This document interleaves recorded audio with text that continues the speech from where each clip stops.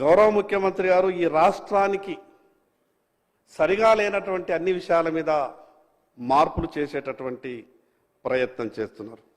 దానికి నేను ముఖ్యమంత్రి గారికి ప్రత్యేకంగా అభినందనలు తెలియజేస్తా ఉన్నాను. కానీ గత ప్రభుత్వం తీసుకున్నటువంటి ఈ రాష్ట్ర ప్రభుత్వ ఉద్యోగులకు సంబంధించినటువంటి ఈ రాష్ట్ర చిహ్నాలు మార్చిండ్రు, ఈ రాష్ట్ర గీతాలు మార్చిండ్రు, విగ్రహాన్ని కూడా మార్చిండ్రు. నేనేమంటానంటే రూపకల్పన చేసిండ్రు, తరే కొద్దిగా ఏదో చేసిండ్రు. మొత్తానికైతే ఏది మంచి అనిపిస్తున్నదో అది చేస్తున్నామని చెప్పే ప్రయత్నం చేస్తున్నారు. చాలా సంతోషం. మేమేమంటున్నామంటే గత ప్రభుత్వం 317 అనే జీవో ఉద్యోగులకు పెను శాపంగా మారింది. అధ్యక్ష, నేనేమంటున్నా గౌరవ ముఖ్యమంత్రి గారికి నా తరఫున విజ్ఞప్తి ఏంటంటే ప్రభుత్వ ఉద్యోగులు ఎన్ని పాటలు పడుతున్నారు 317 జీవోతోనంటే తొందరగా నిర్ణయం తీసుకోండి.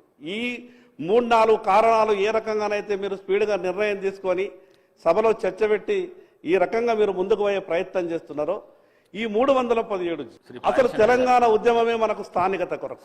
తెలంగాణ ఒకటే నిమిషం సార్, నేను 1-2 నిమిషాలలో నేను చేస్తున్నటువంటి మంచి పనులకు ఒక 2 ఉదాహరణలు చెప్పే ప్రయత్నమే చేస్తున్నా. నేను ప్రభుత్వాన్ని విమర్శిస్తలేను అధ్యక్ష.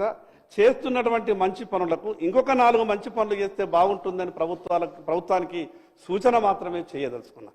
నేను ఎందుకు ఈ మాట చెప్తున్నానంటే అధ్యక్ష, అసలు తెలంగాణ ఉద్యమమే స్థానికత కొరకు ఏర్పడింది. స్థానికత విషయంలో మన పంచాయతీ వచ్చింది.